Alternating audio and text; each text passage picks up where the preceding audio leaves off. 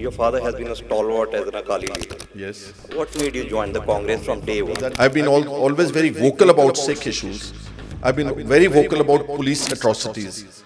I even today oppose fake encounters because I've noticed and seen everything happening there in Punjab. I am a strong votary of human rights. So it's like the Congress gave me a voice.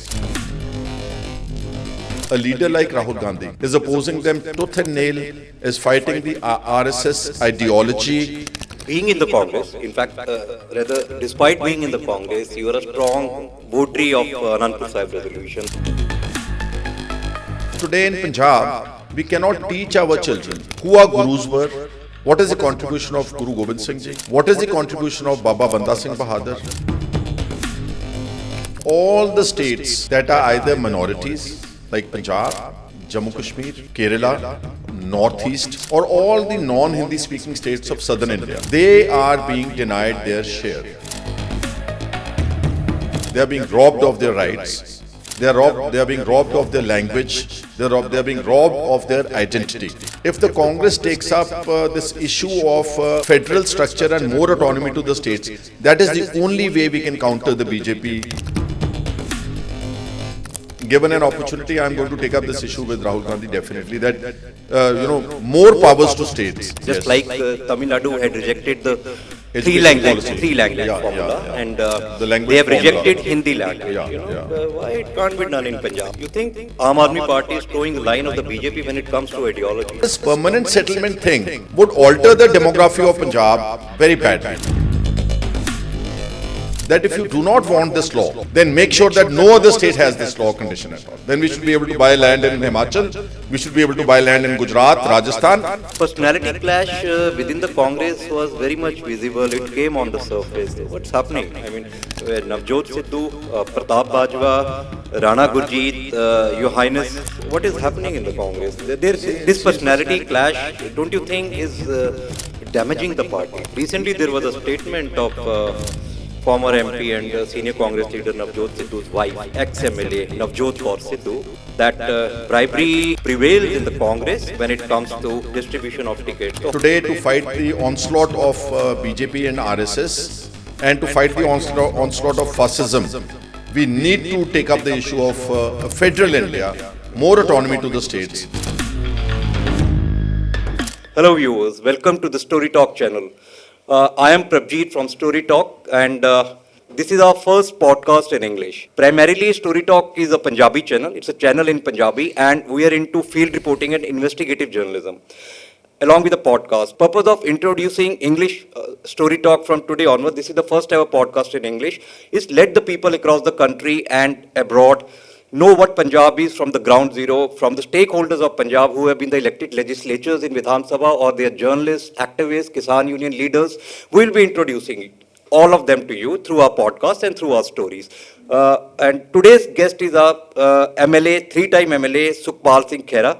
He is from the Congress, and he is very seasoned politician, a senior politician who has been echoing like a warrior in the Vidhan Sabha, whether it is the issue of drugs or illegal mining. He is from Palath Assembly constituency. Welcome, Mr. Khaira. Thank you so much. Yes. We are so thankful to you. You came all the way for this podcast. You took out your precious time. I know you are very busy, and yesterday the Speaker of Punjab Vidhan Sabha suspended you. And we watched the entire session. Welcome again. Your invitation is very lucrative. I couldn't deny it. And first of all, best wishes for the new year 2026 to all the viewers of your podcast. Thank you. Thank you so much. So from where shall we begin? We'll begin. You come from a political family. Yes.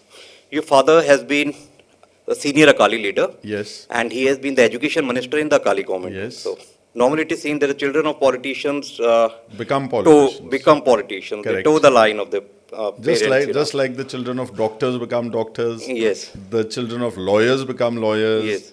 The children of journalists become journalists. So on and so forth. So it's part of life, actually. One difference is there. Your father has been a stalwart as an Akali leader. Yes. What made you join the Congress from day one? That's a very interesting question. You know what, actually, I would say, I'm not a very willing politician when it came to joining politics, I was like unwilling. Circumstances led me here into the Congress. My father was a DSP City Amritsar in 1971. Justice Gurnam Singh, the then Chief Minister, was, I would say, he liked my father a lot in uniform, and he motivated him to join Shiromani Akali Dal. Sant Fateh Singh was the president at that time. They wanted somebody like educated or maybe having some administrative experience. So they asked my father to join Akali Dal. My father quit his job, never took the retirement benefits in 1971, and in 1972 he fought his first election. So from 72 onwards, until his last election in, of course, 1985, he represented Pulat constituency 3 times. He was made the education minister twice. But in his entire career of politics, particularly the Akali politics, he always was actually, he had ideological differences with Mr. Badal. Because Mr. Badal had his own feudal type of working, a group of very rich people and rich politicians coming from the Malwa region. My father was more pro-Sikh politics, more pro-Punjab politics, and like I said, that he had differences with the Badal and his style of politics. He was more aligned with Jathedar Gurcharan Singh Toda all these years. And his period of politics was full of struggle. The moment he became MLA first time in 77, prior to that he was jailed for 18 months in under the emergency, under the MISA Act. He was kept in Firozpur jail along with the Jathedar Gurcharan Singh Toda only. And thereafter, then there was this Taramyud Morcha in the 1982. And then the situation in Punjab, militancy and all these things. He was detained multiple times under the National Security Act and kept at very far off places, like Tripura in Agartala in Tripura state.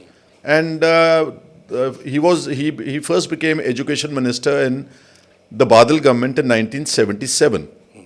Like today, all this misuse of vigilance. My father was, charged with a very petty theft of, I think, 500-600 rupees, some electricity motor bill at the house by the Badal government himself, and he was dismissed from the cabinet.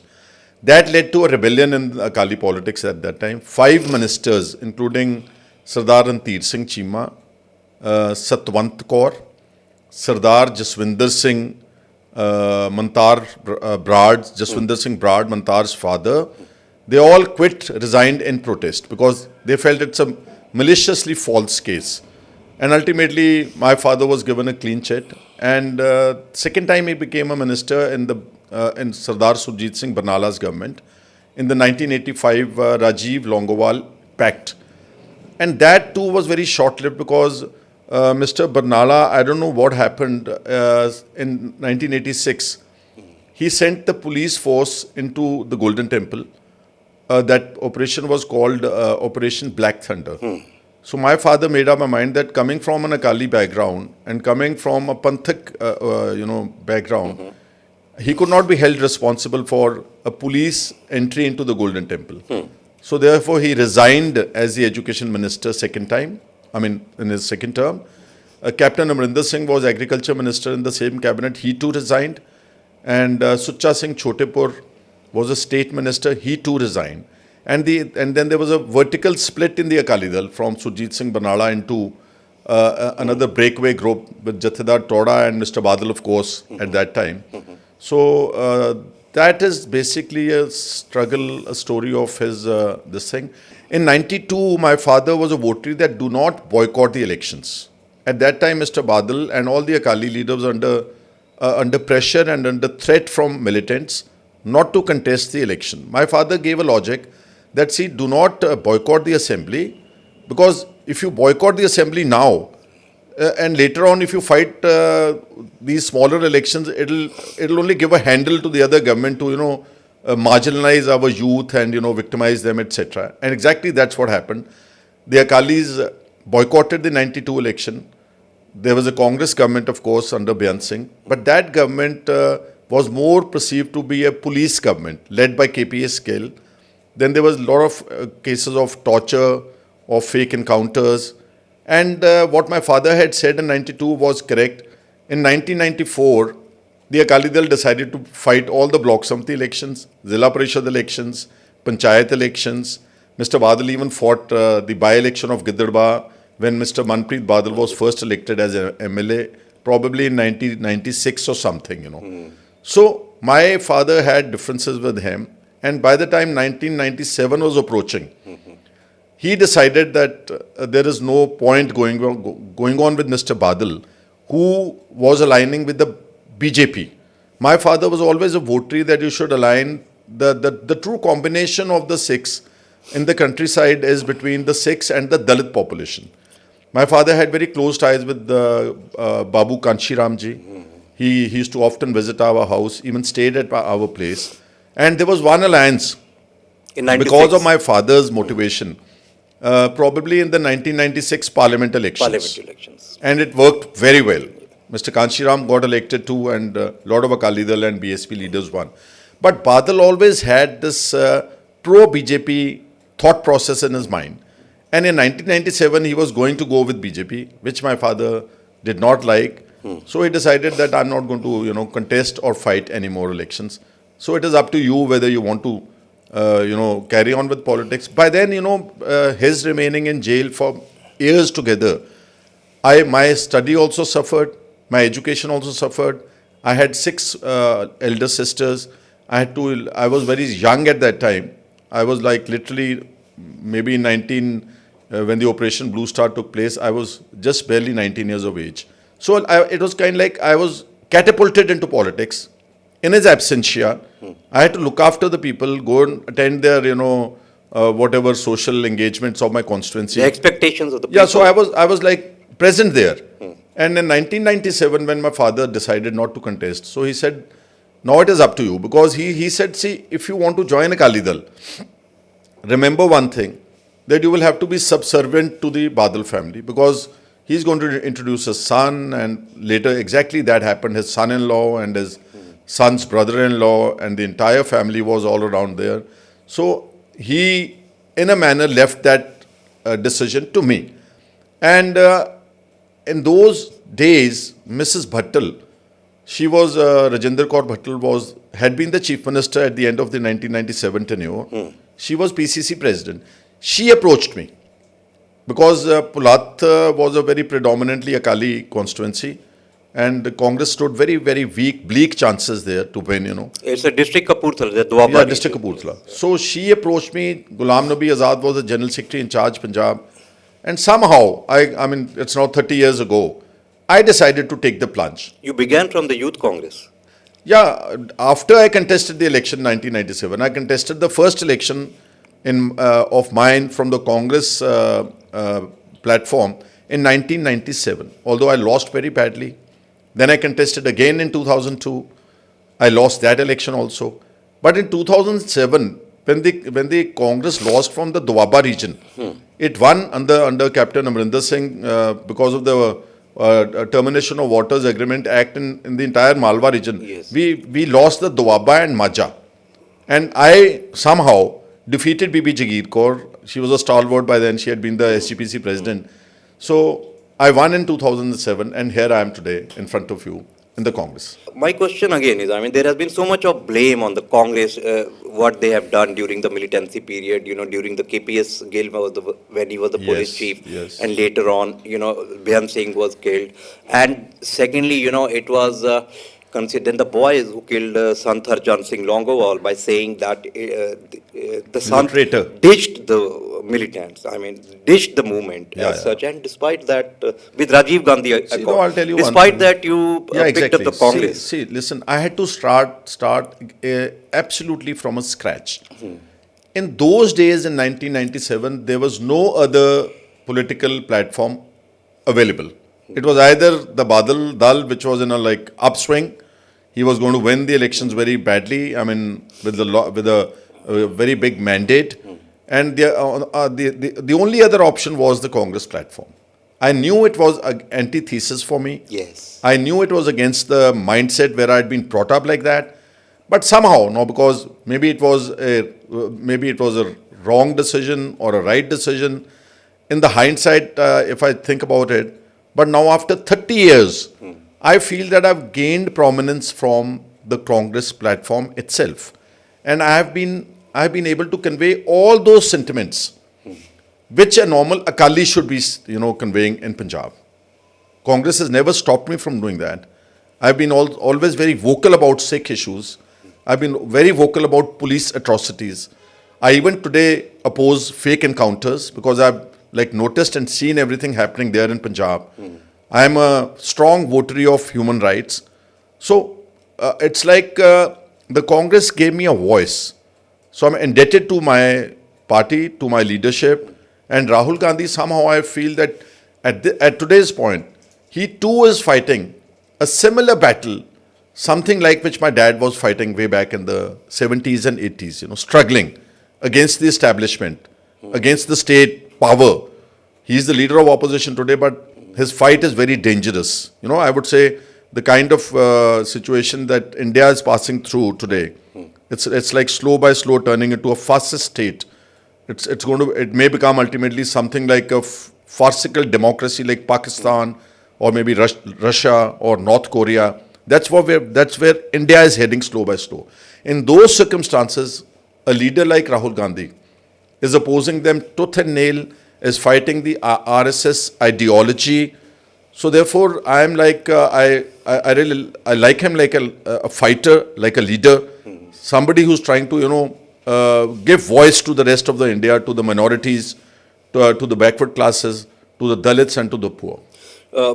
Being in the Congress, in fact, rather, despite being in the Congress, you are a strong votary of Anandpur Sahib resolution that is giving more powers to Punjab and even the political autonomy also. And you have been quoting this Anandpur Sahib resolution whenever you have to argue either on the floor in the Vidhan Sabha or outside in public, in your public addresses, that the states needed more power. So what exactly is in your mind? Is it just the political autonomy of the state of Punjab, or you are for more powers to ethnic states or the linguistic states? See, what happened was basically India started off with our constitution declaring that it's a union of states. They're like we're all together, and it's like going to be a federal country. But over a period of years, somehow the central government started gagging the voices of the states, taking away subjects, important, like there are three lists. Everybody knows there is a state list, there's a concurrent list, and then there is a central list. Yes. At the time of independence, most subjects were with the states to begin with.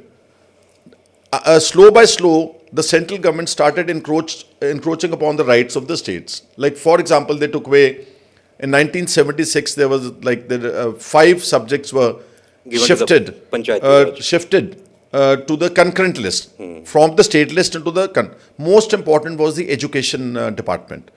Now today in Punjab, we cannot teach our children who our gurus were, what is the contribution of Guru Gobind Singh Ji, what is the contribution of Baba Banda Singh Bahadur, what is the contribution of Baba Farid Ji, what is the contribution of Diwan Todermal, what is the contribution of Sher Muhammad Khan, what is the contribution of Mai Pago, and entire historical perspective, or what was the glorious period of Maharaja Ranjit Singh. We just cannot teach our children. So this is like the first attack on the federal autonomy of the states. The latest being 2016 Act of GST, One Nation, One Tax. We have robbed of the fiscal powers too. Through the GST. According to me, states are only glorified municipalities now. They have no powers at all. They are all indebted very badly. So this word of Anandpur Sahib resolution, the relevance came out in the Vidhan Sabha day before yesterday when they threw me out. We are talking about Manrega, and the entire Punjab and the entire workforce is opposing Manrega being altered. But try and understand, the government of India has said that okay, now the Narega cost sharing is going to be 60-40 ratio. The states will have to pool in 40. Punjab, with a colossal debt of 4 lakh crore rupees, just cannot contribute even 1 rupee into the Narega, this thing. So it's going to fail ultimately, the scheme. So here is where I quoted Anandpur Sahib resolution saying that even today, after 50 years, Anandpur Sahib resolution is very, very relevant. And all the opposition ruled states at least must get together and take up the issue of a federal country with more powers, with more autonomy, and take up a fight with the central government of India. Otherwise, the existence, the demography, the relevance of the states will just, wither away over a period of time. Yeah, in our earlier podcast last year, you had even said that the Anandpur Sahib resolution is a historical document in Indian politics, and it is a document that all the linguistic and the ethnic states should study and should toe the line, to get the federal powers. Exactly. So what is actually... See, I'll tell you one. I personally feel that all the states that are either minorities, like Punjab, Jammu Kashmir, Kerala, Northeast, or all the non-Hindi speaking states of southern India, they are being denied their share. They are being denied, they are being robbed of their rights, they are being robbed of their language, they are being robbed of their identity. So therefore, Anandpur Sahib resolution, it may have been called secessionist at that time, merely probably because it passed at Anandpur Sahib resolution and the Akalis were fighting a very tough battle against the central government then.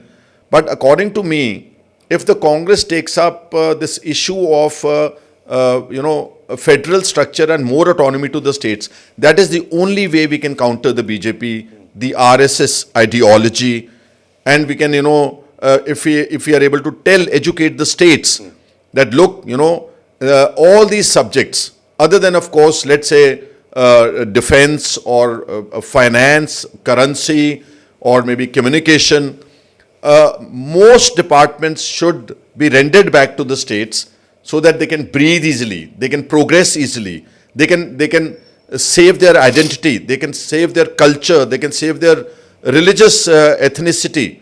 So these are the things that, and I think that given an opportunity, I'm going to take up this issue with Rahul Gamdhi definitely, that, more powers to states should be the next card of the Congress party.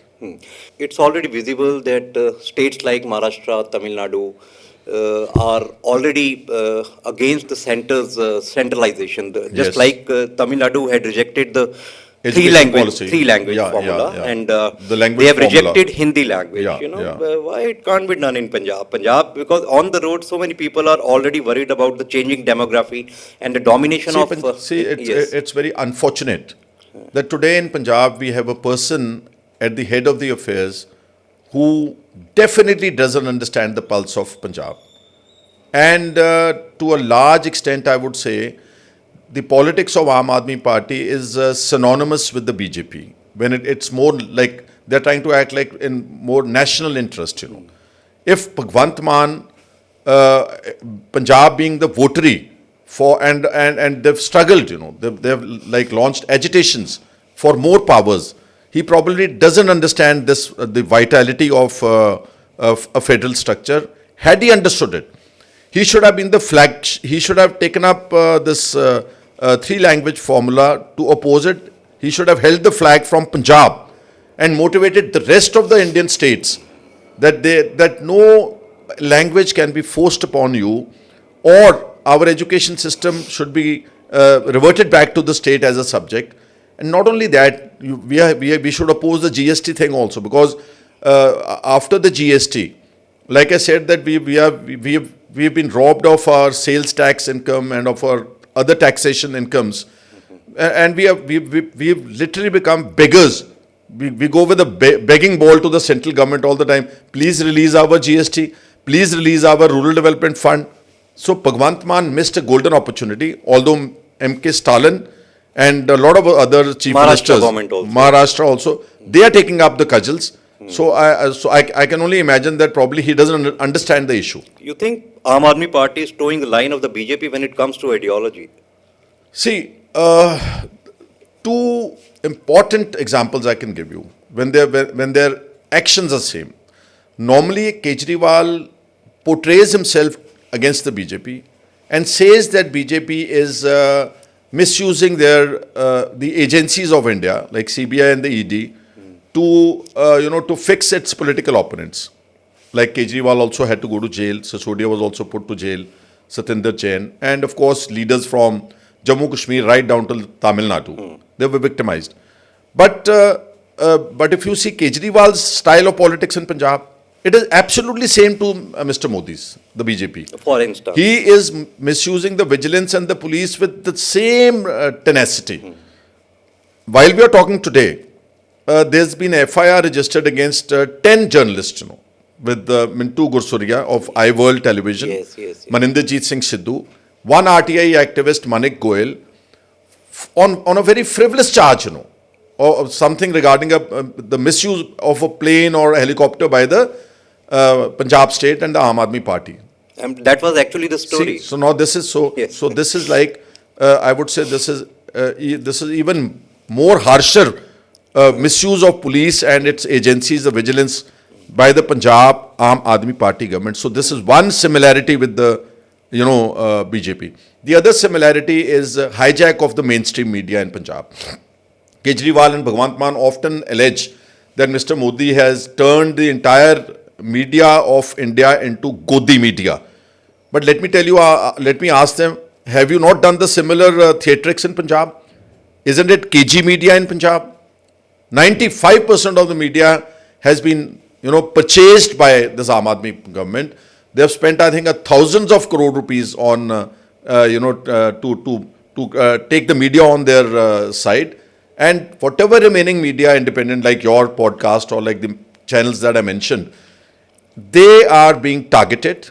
They are being, falsely implicated in erroneous cases. It's a two-way strategy. Either you purchase the person.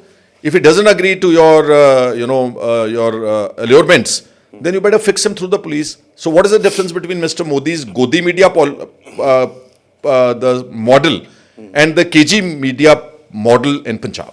So these are two similarities. Now you come to BJP. Why I say that they are acting at the behest of BJP.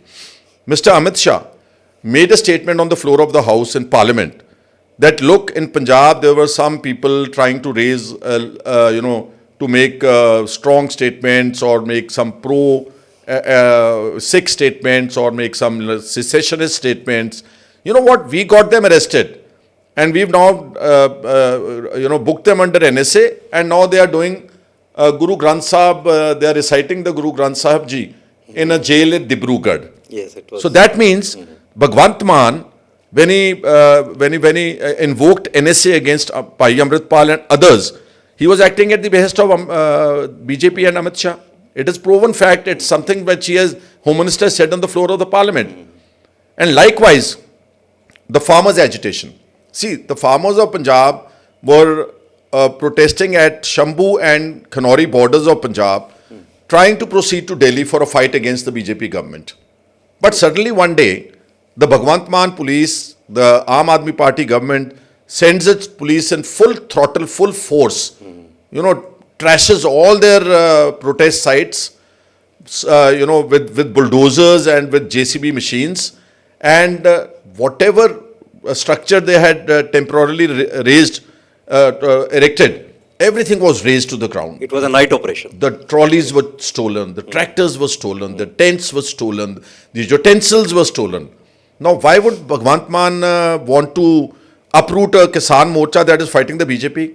So it's understood that this action of the Aam Aadmi Party too was on the direction of the BJP. So here is, I would say, hand in glove policy. And lastly, what Kejriwal is doing all over India is he may have aligned himself with the India alliance, but basically he is very cleverly helping the BJP in all the states, whether it's Gujarat, Or whether it's Goa, even Article 3, whether it is Haryana, whether it is any state, because when he's fighting, putting up Aam Aadmi Party candidates in Goa and Gujarat and Haryana, they may take although they're taking very little, very less percentage of votes, but whatever votes they're taking is helping the BJP form governments in these states. And of course, I forgot to mention, Article 370, when it was abrogated in Jammu Kashmir, the Aam Aadmi Party voted in favor of the BJP. That means they are against the minorities, they are against a federal structure, they are against more powers to the states. Yes. You recently introduced the private member bill. No, I think it was during the last, 2023. in 2023, Yeah. in the last session, in 2023, Yeah. and it's long pending your application for a private member, to introduce a private member bill regarding the ownership rights of the Yeah, people of yeah, Punjab, the yeah, domicile, yeah, and you yeah. said ki it is on the lines of a law in Himachal Pradesh that any person from an outside state can't buy the agricultural land in Exactly. Himachal. So now this is a very important test for So Aam Aadmi what is Party. this bill? Yeah, I'm coming to it. Yes. This is a very, very important test of Aam Aadmi Party's stand for Punjab, or even a stand for its population and for its, its culture and its language.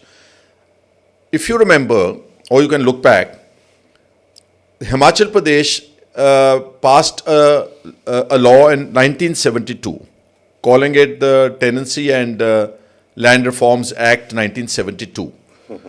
Dr. Y.S. Parmar was the chief minister. It was a Congress government in place in 1972.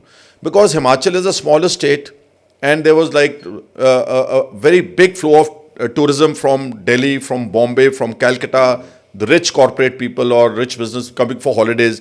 They would love Himachal, they would love orchards, they would love the weather of the state.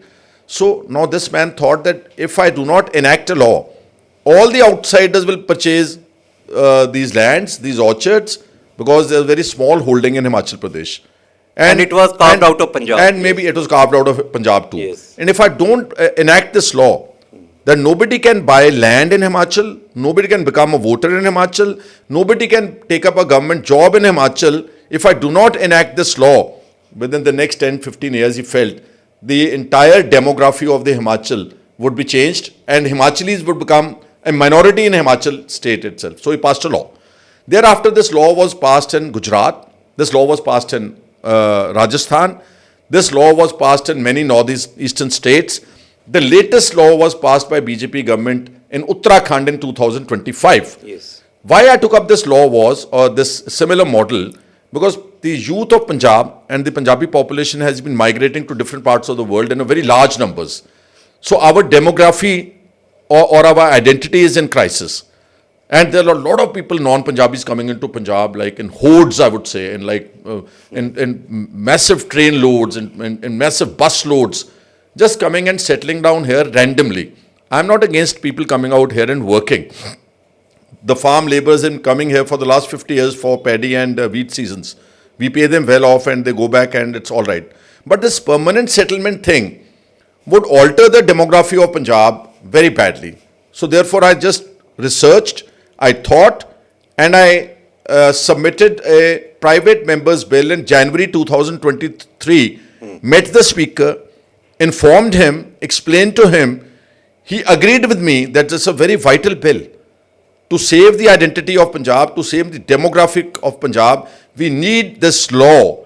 But somehow the Aam Aadmi Party, either under pressure from or non-Punjabis like Arvind Kejriwal or Mr. Sisodia, or whatever circumstances, they have not introduced my bill at all until today. And if we do not introduce this bill ASAP, I am very sure that in the next decade or so, maybe our turban is in minority, the Punjabi language will slow by slow die down in Punjab itself, and the day is not far when Punjabis in Punjab would be a minority. So therefore, it's a very vital subject. And here again, Bhagwant Mann has completely failed. Bhagwant fails to understand, and he is playing into the hands of, I would say, non-Punjabis governing the state.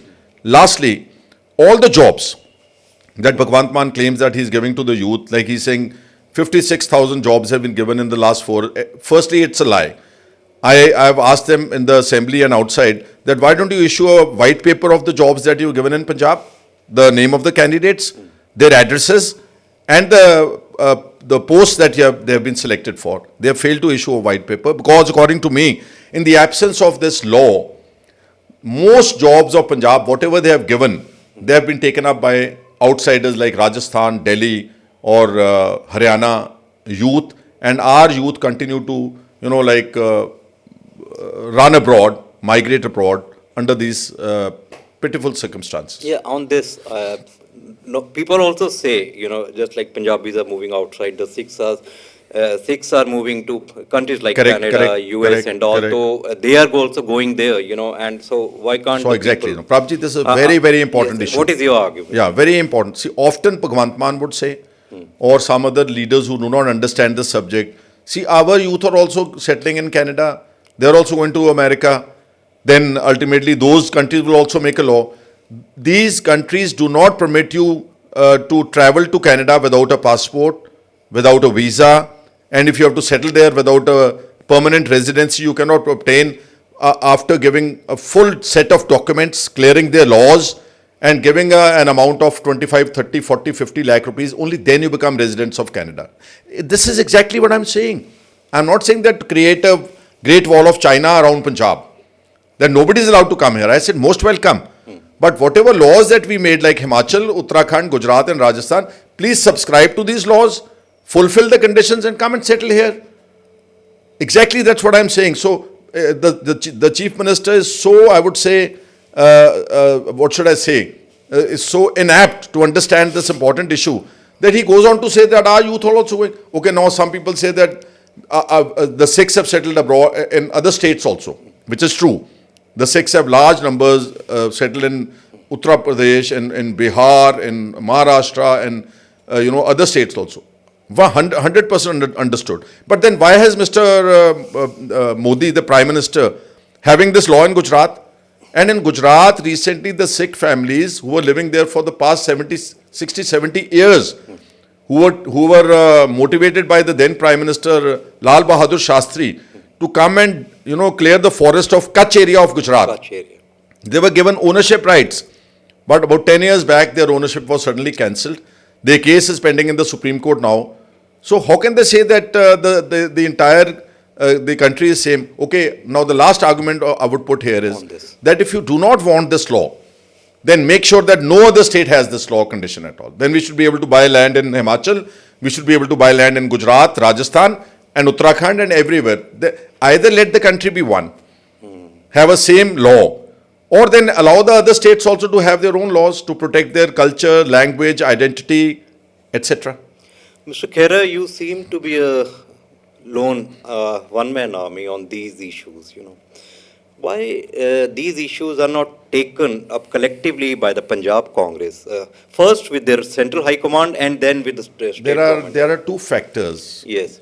You seem to be one-man army in the Congress on these issues. Normally a person would react without studying the depth of the bill. There are two type of politicians. The first type of politicians is that they do not have knowledge about this bill. They are not sensing the seriousness of the issue. They just give a statement, no, India is one, therefore we should not have this law. Not realizing that Gujarat, Rajasthan, Uttarakhand and HP have a law. The other class of politicians, I'm not talking about Congress leaders, all of them. I'm waiting for that reply. The other class of leaders are dishonest. They are only looking after votes. They feel that there is a big non-Punjabi settlement in Punjab, in the cities around Ludhiana, Jalandhar, Patiala, Amritsar. So if we talk about bringing this law, maybe we will lose the non-Punjabi votes in Punjab. Now, if you are afraid of losing non-Punjabi votes, but understand, if the Punjabis understand this issue and the Sikhs, the day they realize that these are the leaders opposing this bill, if they vote against you, you'll be wiped out completely. And let me again say, if we enact this law, it will not be in retrospective effect. We will not implement this law from 30 years back. It will be from the day it is enacted. All the people who have come and settled in Punjab are safe, no issues at all. They can come because they've already built up houses, they have lands, they have businesses out here.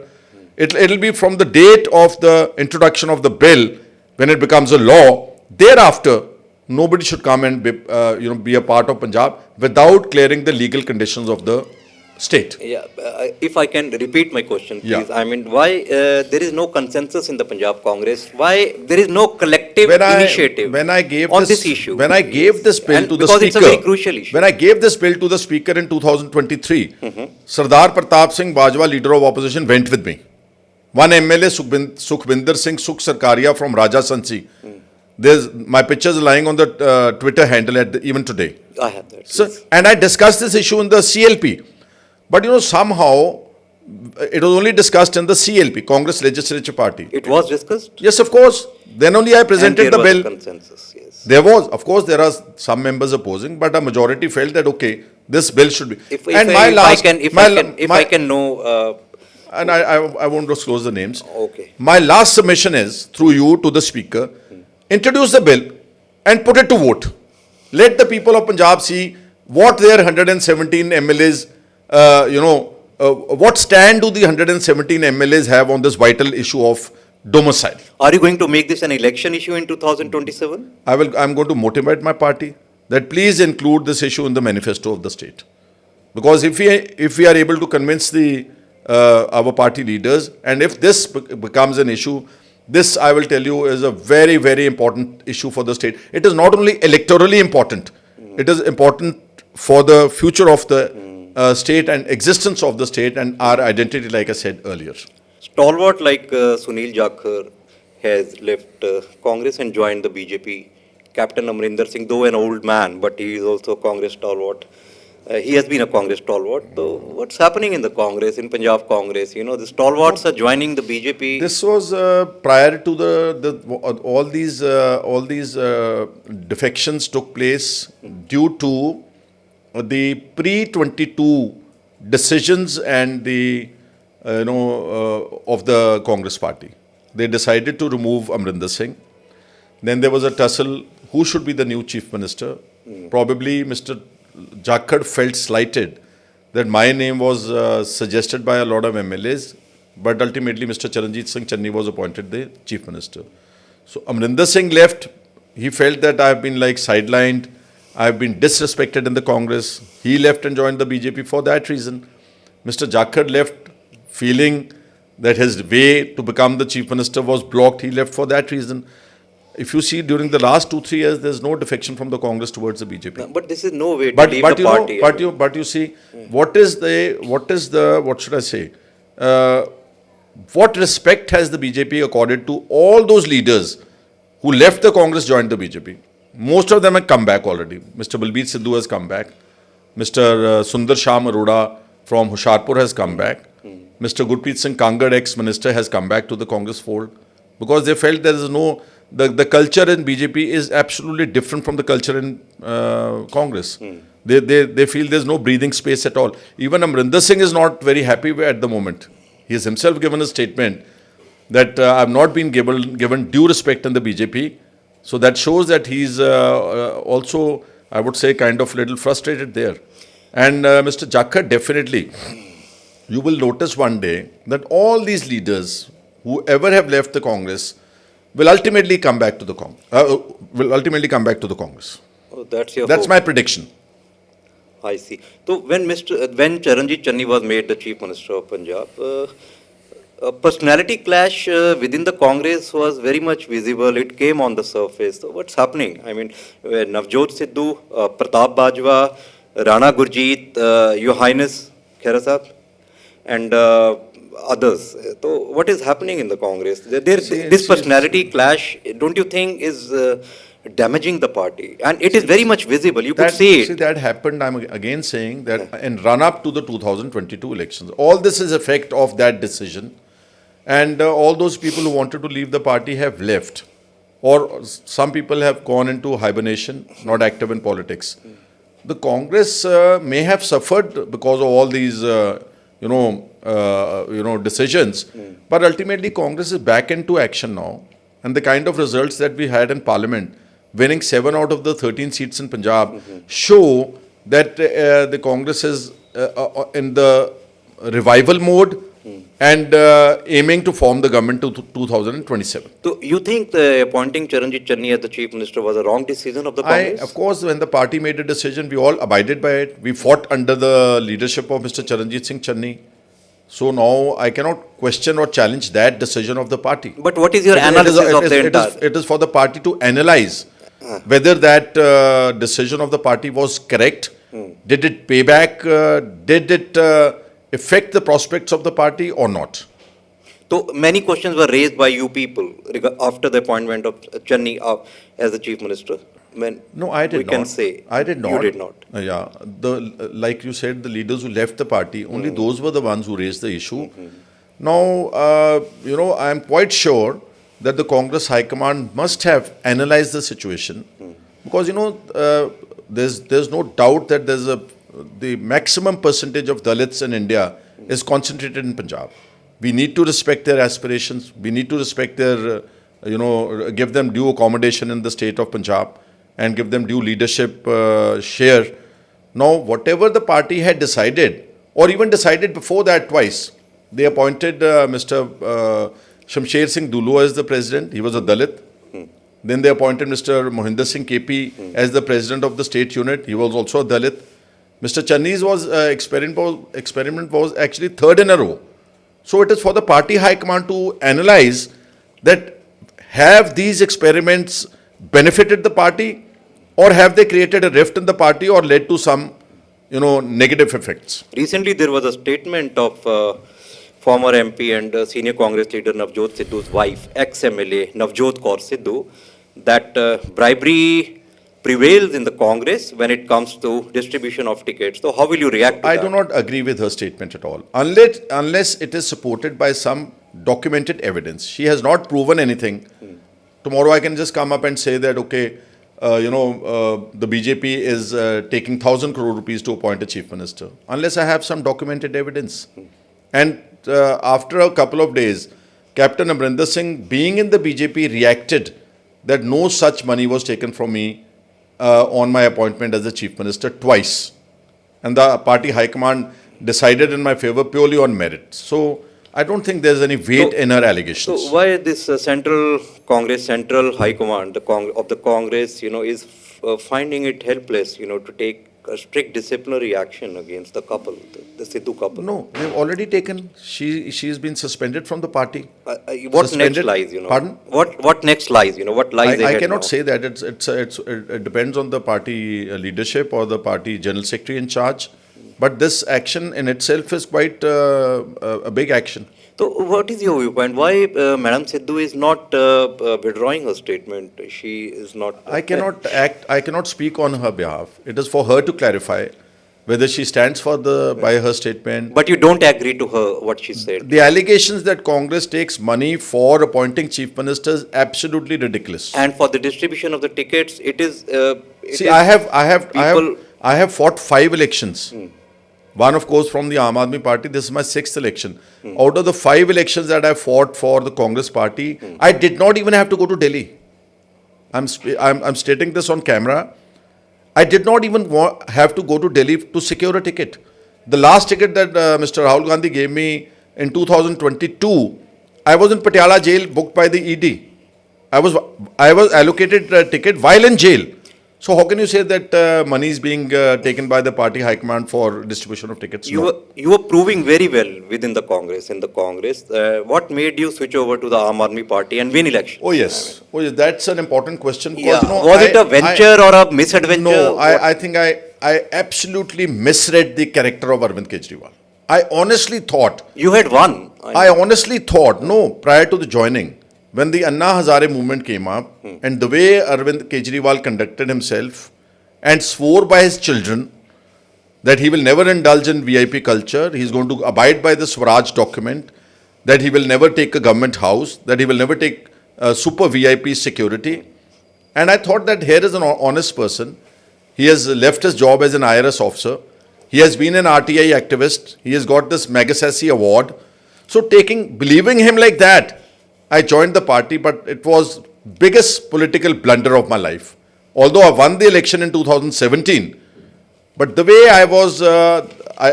the culture that I saw in the party, and the way I was removed on the Twitter as a leader of opposition, on the Twitter. Kejriwal did not even think it important to call a meeting of the Aam Aadmi Party MLA's legislature party to decide that who should be the next leader. And what are the charges against me? Nothing. Till now, they have not been able to prove a single charge against me that why I was removed from the leader of opposition. In fact, all the major cases, including the NDPA's case against me, yes, that is also there, is because of my work as a leader of opposition in Punjab. You were even arrested in that case. No, I'm coming back. Let me explain you. It was because of my work for the Aam Aadmi Party that I was booked under NDPS by the then Congress government, because Rana Gurjeet had to quit the cabinet because of my tirade. On what were the allegations against Rana Gurjeet? The illegal leveled by you? mining, the scandal when he got his cook Amit Bahadur to give a auction for 25 crore rupees from his account. So that So I had to fight for 6-7 months that this is kind of complete illegal mining, and it is mining, political mining mafia involved in this. So the day Amrinder Singh had to remove Rana Gurjeet after a long time, I was connected with the NDPS case through the Fazilka court. I was arrested by Bhagwant Mann in that same case 9 years later, now in 2023. And Bhagwant Mann spoke in my favor when this case was, when my name was included in this During the Congress NDPS case during the 2017. Congress. When I was summoned by the Fazilka court under section 319, which was ultimately stayed by the Supreme Court of India. But Bhagwant Mann spoke in my favor. At that time. And then he arrested me in the same NDPS case in 2023. Kept me in jail for 5 months. So what I want to tell Aam Aadmi Party or the Kejriwal thing is, whatever crisis I'm facing NDPS cases today is because of the work as a leader of opposition. But how they paid me back? By removing me on the Twitter. So you spoke. So I again repeat that my joining the Aam Aadmi Party was the biggest political blunder of my life. The Aam Aadmi Party is, what should I say, a group of such disrespectful people who instead of, like patting my back, Kejriwal removed me on the Twitter. Is that case still being probed? That illegal mining case against Rana Gurjeet? No, that has been put to cold storage for a long time. But is he an accused? But let is me he an tell you, accused in the FIR? no, there's no FIR. There's no FIR. But the auction amount of 25 crore rupees given by Rana Gurjeet through his cook Amit Bahadur was forfeited by the government. Now, if this government is talking about illegal mining, they have not reopened that case at all, because there was a former judge appointed to give a clean chit to Rana Gurjeet that time. There's a full report of his pending. But once the 25 crore rupees stands forfeited, that means you're a culprit. That means you are kind of an accused, but no criminal action was taken subsequently, neither by the Captain Amrinder Singh government nor by the present Bhagwant Mann government. Ultimately, Rahul Gamdhi, Captain Amrinder Singh confessed in a recent interview that I was trying to protect him, not to sack my minister. But then he got a call from Rahul Gamdhi one day saying that look here, Mr. Captain Amrinder Singh, if you do not sack Rana Gurjeet today, I am going to do that from my Twitter handle. Ultimately, Amrinder Singh had to sack him because he was Amrinder Singh's blue-eyed boy too. Coming to this, the arrest of Amritpal Singh, he is a sitting MP from Khadur Sahib. He is a sitting MP from Khadur Sahib. And Charanjit Channi, your party colleague, had raised this voice in the Lok Sabha that it's a murder of democracy, So what is your viewpoint on this? Because he has been now another UAP Act, it's for the third time, a third UAP Act. See, I am very categorically clear that I stand against all types of misuse of black laws in India. Whether it was TADA, whether it was NSA, because my father suffered under the NSA Act, whether it is UAPA, I've been fighting against UAPA laws too. So when Pai Amritpal was arrested under NSA, I condemned the NSA. I have not supported Amritpal or his actions. I said if he acted in some violent action in the Janala police station, where the scuffle took place between the police and Pai Amritpal and his supporters, you can book him under the IPC laws. You book him under section 307, book him under section 326. At least keep him in a Punjab jail. There's no pointing arresting our youth and slapping NSA, the black law like NSA and UAPA, and take them out of the state for 3 years and put them there. So this is exactly Mr. Rahul Gamdhi is fighting for. He holds this book of constitution in his hand. In almost all of his important political rallies, he says that India should be governed by the Constitution of India. It should not be governed by illegitimate or illegal means, whether it's the Election Commission of India or, booking people by the BJP government in UAPA cases or, misusing the CBI or ED. Exactly, I am supporting Rahul Gandhi's ideology that when the Punjab government had sufficient laws at its hand, why do they have to invoke NSA, which ultimately Amit Shah said that it was on our directions. So my opposition, because we have suffered, my father has suffered NSA, I am against all types of human right violations. All types of human right violations that include fake encounters, that include third-degree torture by police, and that include false cases against us, and that include misuse of NSA and UAPA against political opponents. You think, one last question. Yeah. You think this significant initiative of, giving more powers to the states and specifically this law that you want in Punjab, just like in the neighboring Himachal regarding the ownership of the agricultural land for the domicile only. Yeah. You think Rahul Gandhi will listen to you and they will be absorbing it? I am very, very sure. On a larger issue of the autonomy to the states. See, Dr. Gandhi is a very knowledgeable member of parliament. Dharamveera Gandhi. Yeah, from Patiala. Yes. He is of the same important thought process that today to fight the onslaught of BJP and RSS and to fight the onslaught of fascism, we need to take up the issue of a federal India, more autonomy to the states. And I think he has already spoken or written a document to Mr. Rahul Gandhi's office. And given an opportunity, I will also definitely take up this issue. And I'm very sure that Rahul Gandhi would prefer to take up this issue of federalism and more power to the states. Insofar the issue of a domicile bill to be introduced in Punjab, I'm quite sure that I'll be able to motivate my party leaders in Punjab and also the party high command. Anything else, Mr. Khaira, you would like to just share with the audience? If any point is left out, you are free to just mention whatever you want to say. No, I think that we've covered most of the points. Whatever you've asked, I've answered very honestly. I've not hidden anything. I've not indulged in any double speak. I'm not a man of double standards. Whatever I have in my heart or whatever I think, I just speak it out freely. And that's the beauty of, I would say, at least the Congress party's inner party democracy. Thank you very much, Mr. Khaira, once again, for joining us at the podcast. I'm grateful. Thank you. Although it's a little difficult to shake hands. Because of the mics. Yeah. That was Mr. Sukhpal Singh Khaira, the sitting Congress MLA. And you listened to him. You must be having lot many thoughts in mind. If you really like this conversation, if you think it's worth, then please like it and share this video so that it could spread out to more and more people and let the people know what's happening in the state of Punjab. Let the people across the country and abroad know, what's happening in the state of Punjab. Thanks again, You're welcome. Sahab, And please subscribe our channel, Story Talk, While subscribing, don't forget to press the bell icon button, so that you can get the next story, whatever we do, whether it's a story, investigative story or mining story, whether it's an investigative story or field story or the next podcast, it will come on your phone. Thank you very much. I am Prabjeet from the Story Talk channel. Thank you.